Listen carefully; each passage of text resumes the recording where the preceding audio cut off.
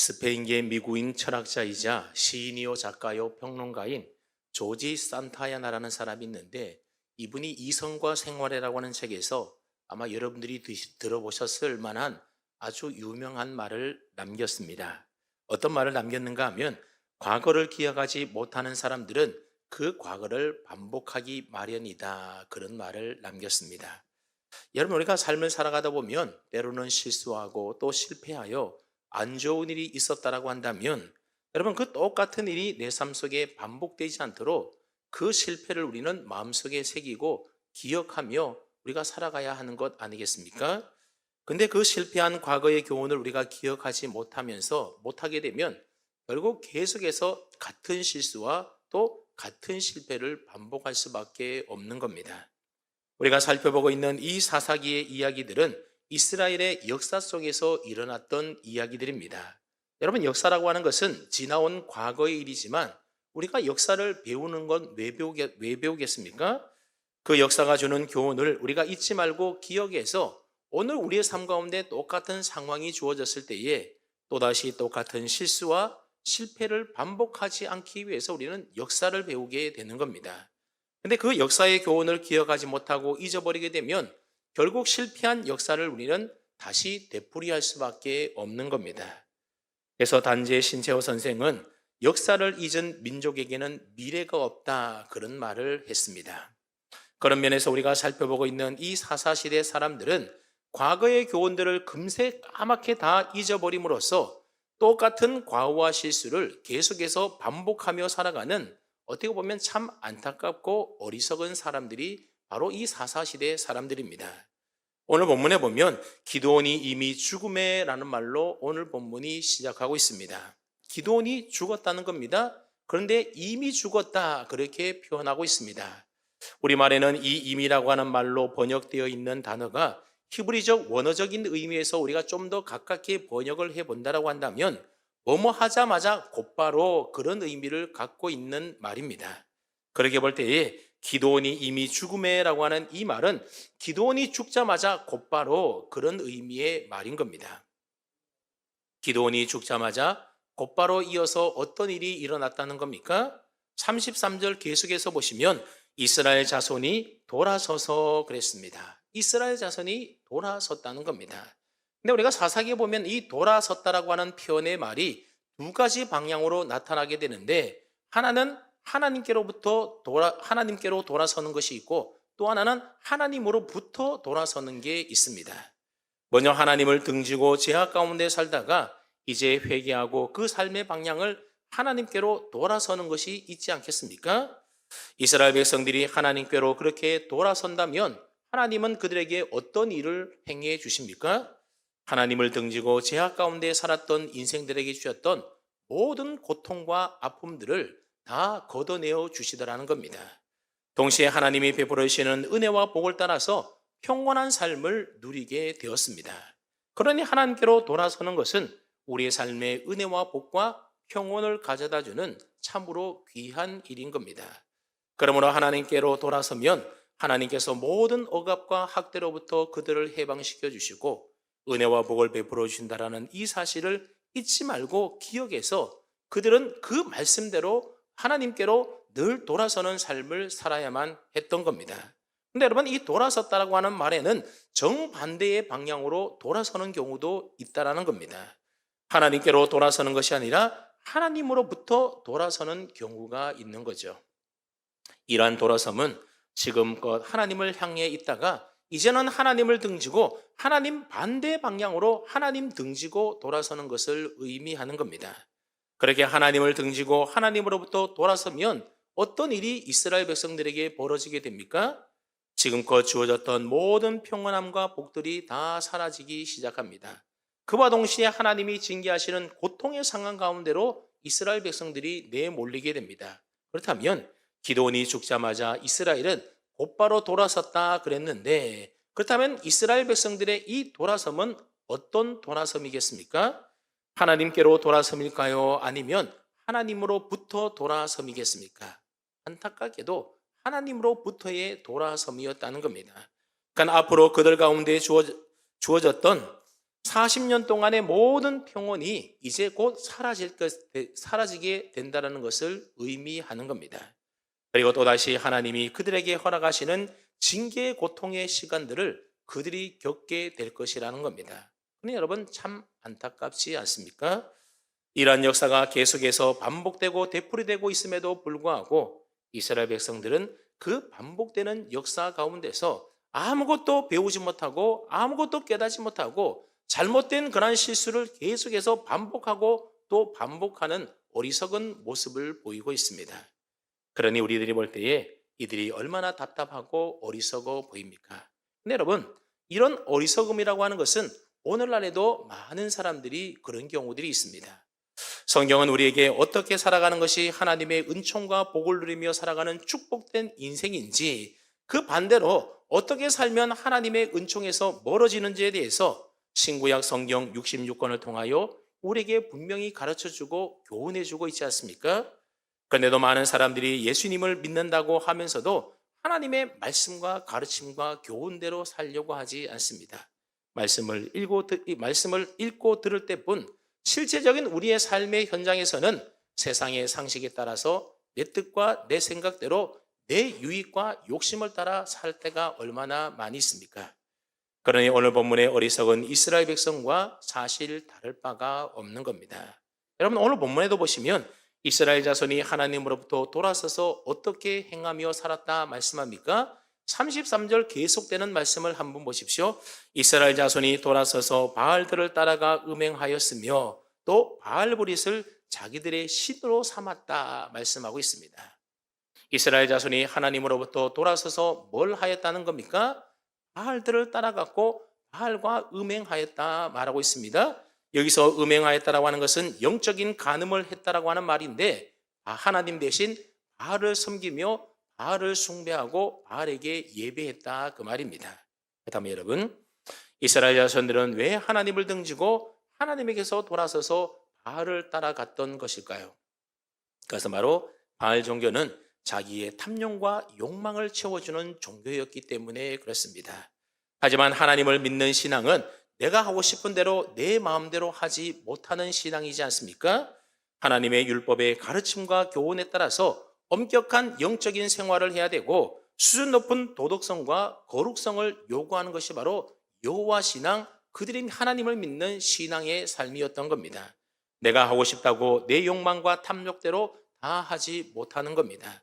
나 중심이 아니라 하나님 중심적으로 신앙생활을 해야 되기 때문에 하나님의 말씀과 뜻에 나를 복종시키고 나를 헌신하고 희생함으로써 하나님을 기쁘시게 하는 종교가 바로 하나님을 믿는 신앙의 삶이었던 겁니다.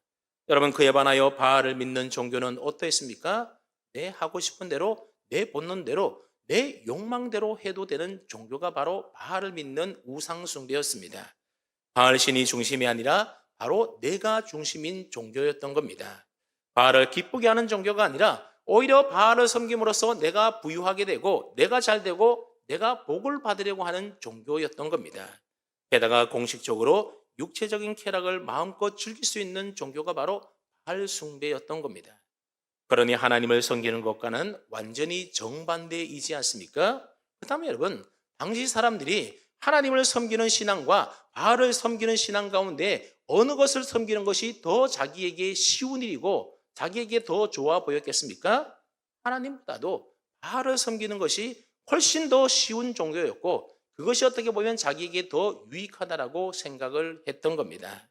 그래서 당연히 사람 중심, 쾌락 중심의 이 바알을 사람들이 따라갔던 겁니다. 하나님보다도 바알을 믿고 섬기는 게 훨씬 더 쉽고 편하고 좋아 보였던 겁니다. 그런데 여러분, 우리가 하나님을 믿는 것은 내가 편하려고, 내가 쉽게 믿으려고, 내가 복 받으려고 우리가 하나님 믿고 섬기는 것 아니지 않습니까? 우리가 하나님을 믿는 것은 하나님이 온 세상을 만드신 창조주 하나님이시고 우리 인생을 지으시고 주관하시는 우리의 인생의 주인이 하나님이시고 그분에게 참된 진리와 생명과 구원이 있기 때문에 우리는 하나님의 그 수준 높은 그 모든 요구의 말씀을 들으면서도 우리는 하나님을 믿고 섬기는 것입니다. 여러분 쉽게 편하게 믿으면서 내가 복 받기를 원하는 게 여러분 그것이 우리가 종교를 가지는 목적이라고 한다면 여러분, 그런 사람은 하나님 믿지 말고 다른 종교 믿어야 하는 겁니다. 하나님 믿고 예수님 믿으면 여러분 매주일마다 예배를 드려야 되지 않습니까? 주일날 어디 가지도 못하고 주일날 되면 교회 와서 예배를 드려야 됩니다. 오늘처럼 수요 예배도 드려야 되고 때로는 뭐 새벽 기도에도 와야 되고 여러분 얼마나 많은 시간을 하나님을 섬기는 일에 시간을 들여야 합니까? 어디 그뿐입니까? 교회 와서 봉사도 해야 되고 뭐 성경 공부 모임에도 가야 되고 구역 모임, 전도회 모임 여러 가지 일들도 해야 합니다. 게다가 11조 감사헌금, 절기헌금, 기타 헌금 등등 물질 생활도 해야 합니다. 또 주님의 제자가 되려면 자기를 부인하고 자기 십자가를 지고 날마다 자기를 부인하며 죽이며 주님을 따라라 그렇게 말씀하고 있습니다. 예수 믿는 자답게 세상의 풍속을 따라 살지 말라고 경건하게 살아야 된다고 늘 그렇게 강단에서 외칩니다. 그러니 술도 담배도 못합니다. 그러니 여러분 하나님 믿기가 얼마나 까다롭고 어렵습니까? 그에 반하여 가령 불교의 경우를 본다고 한다면 여러분 교회 다니는 것보다는 훨씬 더 쉽게 믿을 수 있는 종교이지 않습니까? 그래서 대부분의 불교 신자들은 1년에 한두 번 절에 갈까 말까 합니다. 초파일에 연등 달면서 소원 비는 게 신앙생활의 마치 전부인처럼 그렇게 신앙생활한 불교 신자들도 굉장히 대다수라는 겁니다. 물론 불교 신자들 가운데도 열심을 가지고 절에 다니고 또 수행을 하는 뭐 그런 분들도 계시겠지만 대다수의 사람들은 그냥 쉽게 믿는다는 겁니다. 그래서 우리나라 사람들 가운데도 종교를 선택함에 있어서 기독교보다도 불교라든지 아니면 카톨릭을 선호하는 이유 가운데 하나가 무엇인지 아십니까? 그 종교가 참된 진리고 그 종교에 생명과 구원이 있어서라기보다도 어떻게 하면 좀 더 쉽고 편하게 믿으면서도 내가 복을 받을 수 있을까? 이 종교적 편의성 때문에 결국 불교나 가톨릭을 선호하는 경우들이 많다라는 겁니다. 여러분 예수 믿는 경우에 보면 개신교보다도 가톨릭을 선호하는 문제는 대부분 술, 담배, 제사 이런 문제로부터 훨씬 더 자유롭기 때문에 그렇습니다. 여러분 오늘 본문에 이스라엘 자손이 딱 그랬다라는 겁니다. 바알을 믿는 것은 하나님을 믿는 것보다도 훨씬 더 쉬운 일들로 자기 본능대로 행하면 되었던 겁니다. 마음껏 쾌락을 즐기면서 자기의 욕망과 탐욕을 위하여 바알 우상을 이용하면 됐기 때문입니다. 네, 여러분, 지금 이스라엘 자손들이 잊고 있는 것이 무엇일까요? 하나님을 떠난 그 우상 숭배의 끝은 항상 하나님의 징계와 심판이 있었다라고 하는 그 역사적 사실들, 이전에 있었던 그 반복되는 일들을 그들은 까맣게 잊어버리고 있었다는 겁니다. 그들은 지금 우상 숭배를 하면서 마음껏 탐욕과 욕망을 즐기고 살고 있어서 너무나도 즐겁고 행복했을지 모르지만 사실 그것은 그들을 죽음으로 몰아가고 있는 일이라는 사실을 그들은 깨닫지 못하고 있었던 것입니다. 오래전부터 에스키모인들이 늑대를 잡을 때 이런 방법으로 늑대를 잡았다고 합니다. 에스키모인들은 늑대를 잡기 위하여 먼저 칼을 아주 날카롭게 갑니다. 그리고 날카롭게 간 칼에다가 짐승의 피를 부어서 그렇게 얼리게 됩니다. 그리고 칼날을 하늘로 향하도록 땅에다가 잘 고정시켜 놓습니다. 그러면 그날 밤에 이 피 냄새를 맡은 늑대가 다가와서 그 칼을 핥기 시작한다는 거죠. 처음에는 얼음이 있으니 혀가 베이지 않습니다. 그러나 얼마 후부터는 날카로운 칼날에 이 늑대의 혀가 베어지면서 피가 흘러내리기 시작합니다. 늑대는 얼음을 할래라고 혀의 감각이 좀 마비되어 버려서 자기 혀에서 피가 흘러나오는지도 모르고 계속해서 피를 탐하게 되는 거죠. 언제까지 피를 탐하게 됩니까? 자기 혀가 다 잘려서 피를 너무 많이 흘려서 결국 죽을 때까지 쉬지 않고 피를 탐한다는 겁니다. 그러다가 결국 엎드러서서 죽게 되는 겁니다. 지금 하나님을 떠나서 바알을 따라가서 음행하는 이스라엘 백성들의 상황이 딱 그러한 상황이라는 겁니다. 그러므로 우리는 내 욕망, 탐욕을 따라 살기 위해서 하나님으로부터 점점 멀어지는 삶을 우리는 절대로 살아서는 안 되는 겁니다. 그러한 인생은 결국 그 탐욕으로 인하여 스스로 멸망하는 인생임을 우리는 깊이 깨달아야 하는 것입니다. 그럼 우리는 내가 좀 더 편하려고 하는 사람 중심, 나 중심의 신앙생활을 하려고 하지 말고 하나님 중심, 말씀 중심의 우리는 신앙생활을 해 나가야 하는 겁니다. 그래서 하나님을 기쁘시게 하며 하나님을 영원토록 즐거워하는 일을 위해서 나의 욕망도 억제하고 절제하면서 그래서 나는 죽고 날마다 예수님으로 살아가는 믿음의 삶을 살아가야 하는 겁니다. 근데 여러분, 기드온이 죽자마자 이스라엘 자손들은 자신의 탕욕과 욕망을 쫓아서 우상을 섬기기 시작했다는 겁니다. 그래서 33절 끝에 보면 낯선 이름 하나가 등장하게 되는데 어떤 이름이 등장합니까? 바알브릿이라고 하는 이름이 등장합니다. 이전에는 나오지 않았던 단어입니다. 이스라엘 자손이 또 바알브릿을 자기들의 신으로 삼았다 말하고 있습니다. 근데 이 바알브릿이라고 하는 말은 바알이라고 하는 우상과 언약을 뜻하는 단어인 베리트라고 하는 단어가 결합되어 있는 합성어인데, 그러면 어떤 뜻이 되는가 하면 언약의 바알이라는 뜻을 가지고 있는 말이 바로 이 바알브릿이라는 말입니다. 그러니까 당시 이스라엘 자손들은 바알 우상을 가리켜서 바알브릿, 언약의 바알이다, 그렇게 별명을 지어서 불렀다라는 겁니다. 근데 여러분, 이스라엘 백성들에게 있어서 언약의 하나님은 누구입니까? 그들을 애굽에서 구원하여 인도하여 내시고 시내산에서 언약을 맺었던 여호와 하나님이 바로 그들의 언약의 하나님이지 않습니까? 당시 이스라엘 자손들은 그 언약의 하나님을 누구로 대체했다는 겁니까? 바알로 대체해 버렸다는 겁니다. 바알이 우리의 언약의 하나님이시다 그러면서 바알을 자기 신으로 삼고 섬겼다라는 말입니다. 여러분, 이게 얼마나 어리석은 일인지 한번 가만히 좀 생각을 해 보십시오. 하나님 한 분만이 진짜고 그 나머지 모든 신들은 사실 사람들이 다 만들어낸 생명이 없는 가짜 신들이지 않습니까? 우상에 불과한 것들입니다. 오직 여호와 하나님만이 전지전능하신 하나님이시고 살아계신 하나님이신 겁니다. 바알은 사람들의 탐욕과 욕심이 만들어낸 그저 거짓된 우상일 뿐인 겁니다. 앞서 살펴본 것처럼 기드온이 바알의 단을 헐고 해파했을 때에 바알은 그에 대하여 아무런 보복도 가하지 못했던 거짓된 우상임이 만천하에 드러난 바가 있지 않습니까? 그래서 기드온이 여룻바알이라고 하는 별명을 얻게 되었던 겁니다. 그런데도 기드온이 죽자마자 이스라엘 자손은 마치 죽기를 기다렸다라는 듯이 진짜 하나님을 버리고 가짜 신이었던 바알을 그들의 섬기는 신으로 그들의 언약의 하나님으로 대체해 버리고 말았습니다. 그러니 하나님의 큰 은혜 덕분에 지금 이렇게 자유와 해방과 평온을 누리며 살아가는데, 이 이스라엘 자손들은 이런 어리석은 짓을 하고 있으니 여러분, 하나님 입장에서 본다면 참 기가 막힐 노릇 아니겠습니까? 여러분, 이쯤 되면 이제 하나님께서 그들에게 어떤 일을 행하실지 대로 좀 짐작이 되지 않습니까? 여러분, 사사기의 사이클을 한번 생각을 해보면 그들은 하나님을 버리고 우상을 섬기기 때문에 하나님으로부터 틀림없이 징계의 심판을 받게 된다는 겁니다. 여러분, 그동안에는 하나님의 징계가 어떤 방식으로 이루어져 왔습니까? 그동안에는 주로 주변의 이방 민족들을 하나님이 사용하셔서 그들에게 패역한 이스라엘을 넘기심으로 오랜 동안 이방인들에게 학대받고 압제당하는 그러한 시련과 그런 심판을 받아왔었습니다. 그런데 오늘 본문 다음에 나오는 사사기 9장을 읽어보게 되면 하나님이 이스라엘을 징계하시는데 이전과는 좀 다른 방식으로 이스라엘을 징계하시고 심판하는 모습을 우리가 보게 됩니다. 외부의 적들이 이스라엘을 침략해 와서 억압하고 확대하는 것이 아니라 이스라엘 내부에서 아비멜렉이라고 하는 가짜 사사를 일어나게 해서 이스라엘 백성들을 그를 통하여 괴롭히는 것을 보게 됩니다.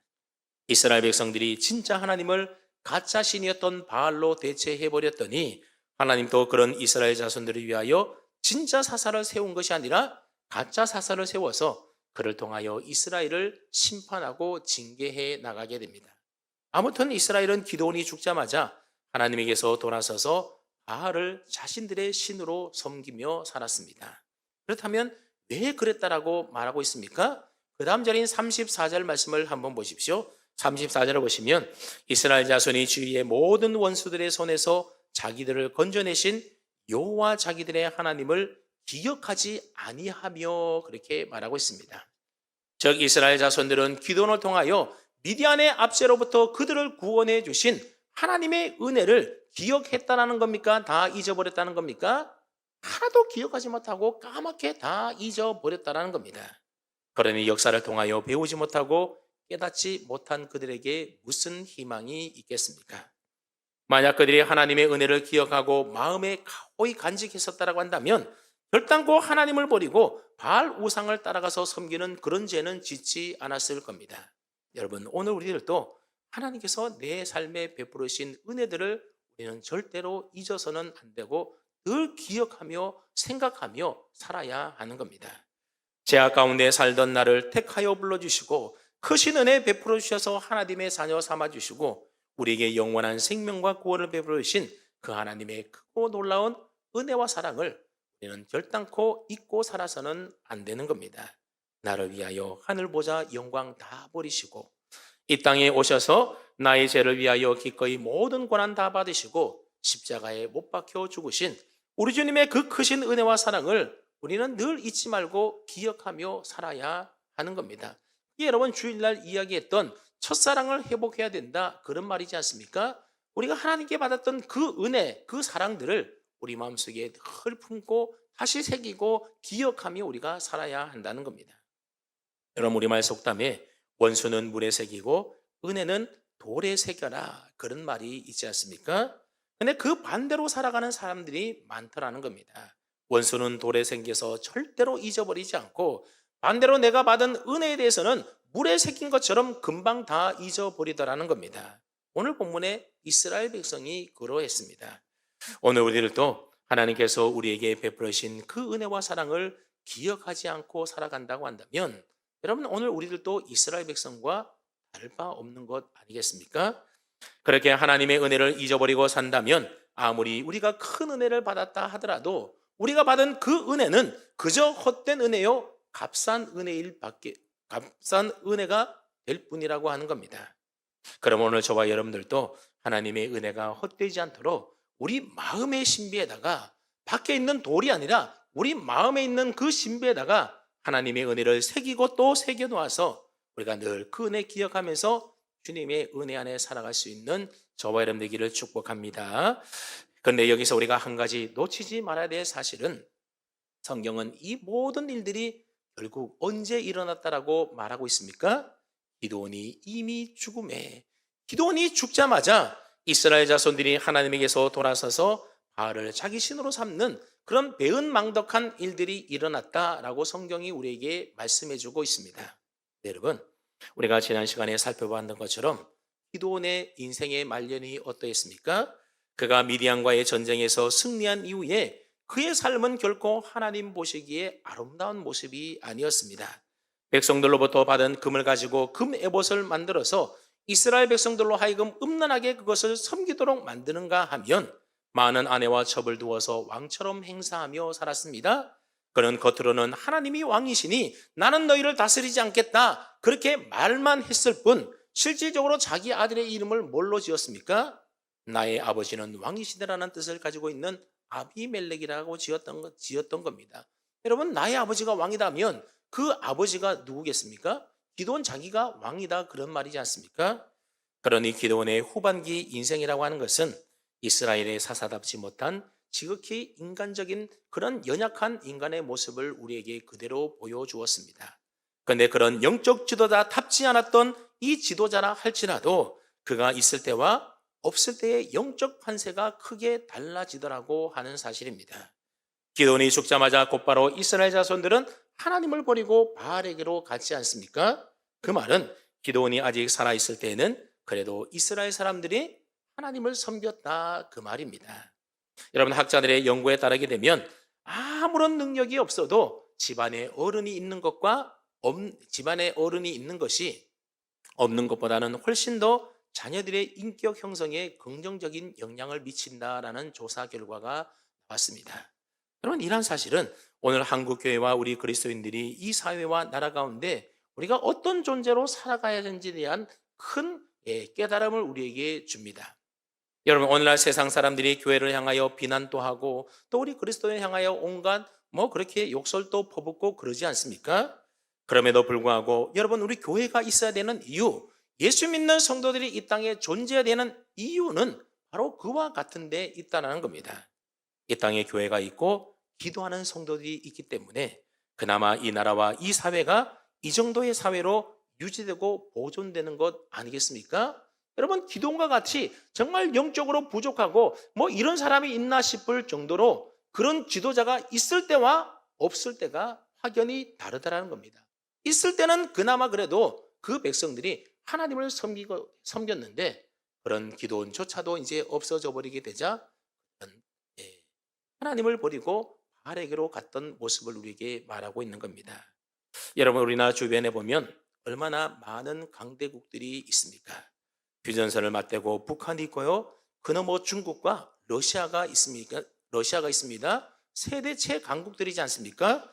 그리고 바다 건너에는 일본이 있고 그 너머에는 미국이 있습니다. 그러니 세계에서 가장 강대국 나라들의 틈바구니 속에 우리나라가 그 속에 존재하고 있습니다. 그럼에도 불구하고 우리나라가 이렇게 건재하고 잘 사는 것은 이 땅에 교회가 세워져 있고 나라와 민족을 위하여 기도하는 우리 성도들이 있기 때문이라고 저는 믿습니다. 그러면 여러분, 그리고 저와 여러분, 그리고 우리 남목교회는 물론 우리들이 때로는 하나님 앞에 부족하고 세상 사람들이 볼 때 뭐 연약한 모습을 갖고 있다 할지라도 하지만 그 존재 자체로서 우리가 사는 이 지역 사회에 우리는 선한 영향력을 끼치는 존재들이라고 하는 사실입니다. 또한 우리 성도들도 누군가의 인생에 있어서 그러한 선한 영향력을 끼치는 자들로 우리는 살아가야 하는 겁니다. 여러분, 성경에도 보면 살아있을 동안 남에게 선한 영향력을 끼쳤던 많은 인물들이 나오게 되는데 그중에는 우리가 잘 알지 못하는, 잘 알려져 있지 않는 그런 사람들도 있음을 우리는 성경을 통하여 확인하게 됩니다. 예를 들어서 열왕기하 12장 2절 말씀에 오게 되면 남유다 요아스 왕을 소개하면서 이런 말을 합니다. 요아스는 제사장 여호야다가 그를 교훈하는 모든 날 동안에는 여호와 보시기에 정직히 행하였으되 그랬습니다. 여러분, 요아스라고 하는 왕은 절대 권력을 가진 왕이지 않습니까? 그러니 자기 마음대로 다 할 수 있었을 겁니다. 그런데 여호야다라고 하는 제사장이 그를 교훈하는 날 동안에는 어떻게 했다고요? 여호와 보시기에 정직하게 행하며 살아갔다라는 겁니다. 그런가 하면 역대하 26장 3절 이하의 말씀에도 보면 이런 구절이 있습니다. 우시아가 왕위에 오를 때에 나이가 16세라 예루살렘에서 52년간 다스리니라. 우시아가 그의 아버지 아마샤의 모든 행위대로 여호와 보시기에 정직하게 행하며 하나님의 묵시를 밝게 하는 스가랴가 사는 날에 하나님을 찾았고 그가 여호와를 찾을 동안에는 하나님이 형통하게 하셨더라 그랬습니다. 이 우시아 왕도 스가랴라는 사람이 살아가는 동안에는 그의 지도를 받아서 하나님을 찾으며 정직하게 행하며 살았다는 겁니다. 그랬더니 하나님이 그의 나라와 우시아의 삶을 형통하게 해 주셨다. 성경이 기록하고 있습니다. 여러분, 누가 사는 날 동안에 그러했다고요? 왕이 사는 날 동안이 아니라 스가랴가 사는 날 동안 그랬다고 하는 겁니다. 그래 보십시오. 여호야다는 요아스 왕에게 그리고 스가랴는 우시아 왕에게 그들이 살아있는 동안에 선한 영향을 끼쳐서 그 왕들로 하여금 하나님 보시기에 정직한 삶을 살아갈 수 있도록 지도하고 인도하였다라고 하는 사실입니다. 마찬가지로 비록 기드온이 부족한 사람이기는 했지만 28절 끝에 보면 기드온이 사는 40년 동안 그 땅이 평온하였더라 그렇게 말하고 있지 않습니까? 부족한 기드온이라 하더라도 기드온이 살아있는 동안은 하나님이 이스라엘 땅에 은혜를 주셔서 그 땅이 평온했다라고 하는 사실입니다. 성도 여러분, 여러분이 아무리 부족하고 연약하다 할지라도 여러분이 살아가는 날 동안 여러분의 삶의 현장이 여러분들을 인하여 평온할 수 있기를 축복합니다. 이제 마지막으로 우리 다 함께 35절 말씀 함께 읽어보겠습니다. 35절입니다. 시작.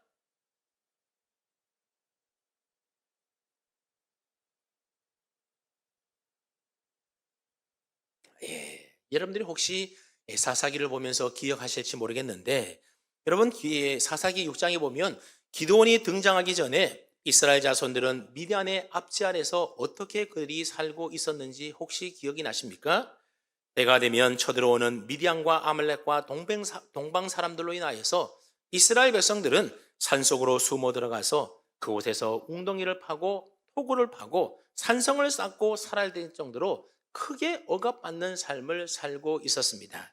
미디안 사람들은 이스라엘 가운데 먹을 것 하나도 남겨두지 않아서 양이나 소나 낙이나 가축이나 모든 것들을 다 빼앗아 가버렸습니다. 그래서 하루하루 먹을 양식이 없어서 몹시도 궁핍하게 살아야만 했습니다. 그랬던 이스라엘이 그 처참했던 압제에서 벗어나서 몇 년 동안 평온히 살게 되었다고요? 기드온이 살아있는 동안 40년 동안 평온하게 잘 살았다라는 겁니다. 더 이상 산소 굴로 도망칠 필요가 없었습니다. 더 이상 궁핍함에 시달릴 필요가 없었습니다. 이게 다 누구 덕분이라는 겁니까? 물론 하나님 덕분이지만, 그러나 그런 하나님의 은혜가 기드온을 통하여 그들에게 주어졌던 것 아니겠습니까? 그러니 이스라엘 백성들은 기드온에게 큰 은혜를 입은 사람들입니다. 그런데 기드온이 죽게 되자 이스라엘 백성들이 어떻게 했다고 말합니까? 하나님도 잊어버리고 동시에 기드온이 그들에게 베풀었던 그 모든 은혜들마저도 다 까맣게 잊어버렸다는 겁니다. 그래서 성경은 기드온이 이스라엘에게 베푼 모든 은혜를 따라 그의 집을 후대하지도 아니하였다, 그렇게 고발하고 있습니다. 그러니 성경에 말하고 있는 성경이 이런 진술을 하는 것은 이스라엘 백성들이 잘했다라는 겁니까? 못했다라는 말입니까? 기드온이 죽은 이후에 잘 못했다, 그 말입니다. 다시 말해서 이스라엘 백성들은 기드온의 수고를 기억해서 기드온에게 받았던 은혜들을 기억하면서 마땅히 그의 후손들에게 후대했었어야 마땅했다, 그 말입니다. 그런데 이스라엘 백성들은 그렇게 행하지 않았다는 거죠. 여러분, 오늘 우리들도 마찬가지입니다. 자녀들은 나를 낳아주시고 길러주신 부모님에게 후대하고 부모님을 공경하는 것이 마땅한 일인 겁니다. 그래서 성경은 자기 친족을 돌아보지 않는 자, 그 부모를 돌아보지 않는 자는 불신자보다도 더 악한 자다, 그런 말을 하고 있는 겁니다. 근데 여러분, 오늘날 어떤 자녀들은 이런 말을 하는 자녀도 있습니다. 부모가 부모 같아야 부모 대접을 하지, 그런 식으로 말하는 자녀가 있다니까요. 근데 성경은 부모가 자식에게 얼마큼 했느냐 하는, 부모로서 자식을 기른 그 부모로서의 역할 때문에 부모를 대접하라, 부모를 공경해라, 그렇게 말하는 게 아니라는 겁니다. 하나님의 나를 이 세상에 태어나는데 통로로 쓰임받게 한 그 자체로 부모는 자녀에게 존중받고 공경받아야 하는 것이 마땅한 것입니다. 요즘 학교에서 선생님들의 교권이 무너져서 참 안타까운 이야기들이 매일 연일 매스컴을 통하여 나오지 않습니까? 여러분, 선생님은 학생들에게 마땅히 존경받고 후대받아야 하는 겁니다. 그렇게 말하면 누군가는 또 이렇게 말할지도 모르겠습니다. 선생님들이야 직업으로 날 가르친 것이지 날 가르치기 위하여 선생님이 된 것 아니잖아요. 여러분, 그러나 하나님이 나를 성장시키기 위하여 선생님들을 통하여 일을 하셨다고 한다면 선생님은 그 존재 자체로서 존경받고 후대받아야 하는 것이 마땅한 겁니다. 여러분, 회사 사장이 나를 돈 벌게 해주려고 사업하는 것이 아니라 자기 돈 벌려고 사업하는 것이, 여러분 그렇게 생각할 것이 아니라 하나님이 나와 내 가정을 먹여 살리기 위한 통로로 내 일터의 경영자, 그 사장을 사용하고 계신다라고 우리가 생각을 하고 우리는 그 사람을 존중하고 후대할 필요가 있는 것입니다. 누군가가 나에게 하나님의 은혜의 통로가 되어준 사람이 있다면 우리는 그 사람을 마땅히 존중하고 후대해 주어야 하는 겁니다. 여러분, 오늘날 교회 안에 보면 이 부분이 잘 안 되는 경우들이 참 많이 있습니다. 모든 영광을 하나님께 돌려야지 하면서 어떻게 사람에게 영광을 돌리겠냐 하면서 열심히 애쓰고 헌신하며 수고한 사람들의 그 수고와 헌신에 대해서는 아무런 칭찬도 후대하지 않으려고 하는 경향들이 있습니다. 좀 보수적인 교회일수록 찬양대의 찬양이 끝나면 박수를 치지 않습니다. 하나님께 영광을 드려야 되지 사람에게 무슨 영광을 돌리느냐 하면서 박수를 치지 않는다는 거죠. 그럼 물론 그 마음이 어떠한지는 우리가 잘 압니다. 근데 성경은 사람들의 모든 수고를 하나님께만 영광 돌리고 그 수고한 사람에게는 아무런 격려와 칭찬을 하지 않아도 된다라고 성경은 우리에게 말하고 있지 않다라는 겁니다. 성경은 하나님께도 영광을 돌릴 뿐만 아니라 동시에 수고하는 하나님의 일꾼들을 기억하고 그들을 알아주고 칭찬해주고 후대해 줄 것에 대하여 성경은 우리에게 가르쳐주고 있습니다. 그래서 고린도전서 10장 31절 말씀해 보게 되면 그런즉 너희가 먹든지 마시든지 무엇을 하든지 다 누구를 위하여 하라고요? 하나님의 영광을 위하여 하라. 그렇게 선언했던 사도 바울이 같은 성경 고린도전서 16장 10절로 18절 말씀해 보면 이렇게 말하고 있습니다. 내가 스데바나와 부도나도와 아고이고가 온 것을 기뻐하노니 그들이 너희의 부족한 것을 채웠음이라. 그들이 나와 너희의 마음을 시원하게 하였으니 그러므로 너희는 이런 사람을 알아주라. 이런 사람 너희가 알아줘야 된다. 그렇게 사도 바울이 이야기하고 있습니다. 모든 영광을 하나님께 돌려야 되지만 그러나 이런 사람들이 애쓰고 수고했던 이런 수고를 기꺼이 알아주고 칭찬해 주어야 한다는 겁니다. 그러면 오늘 여기 있는 우리들은 예배를 통하여 하나님께 영광 돌리고 그리고 우리의 삶 가운데 돌아가서는 내 삶 가운데 하나님의 은혜의 통로가 되어준 그 누군가를 알아주고 존중하며 후대하며 우리는 살아야 하는 것입니다. 그게 오늘 기도원의 죽음을 통하여 우리에게 교훈해 주시는 하나님의 말씀입니다. 특별히 여러분의 부모님들을 잘 섬기시고 후대하시기를 바랍니다. 그리고 여러분들로 하여금 예수님을 믿을 수 있도록 여러분들을 전도하신 분 누군가가 있다면 여러분 그 사람의 은혜를 기억하시고 죽을 때까지 잊지 마시고 여러분 그분들을 위하여 기도하시면서 그분들에게 후대할 수 있는 대로 잘 하시기 바랍니다. 또한 여러분의 믿음의 성장과 성숙을 위하여 기도해주고 또 가르쳐주고 후견자가 되어준 어떤 분이 있다면 그분의 수고를 잊지 마시고 기억하며 감사하며 꼭 후대하십시오. 그게 내가 받은 은혜를 잊지 않고 사는 길이며 배은망덕하지 않는 믿음의 사람의 모습이라고 하는 겁니다. 바라기는 저와 여러분 모두가 기도원이 죽은 이후에 모든 은혜를 다 망각하며 살았던 이스라엘 자손들처럼 그런 배은망덕한 삶을 살지 마시고 우리는 어떠한 형편과 처지에 있든지 늘 한결같이 하나님 사랑하며 하나님의 은혜를 잊지 않고 기억하면서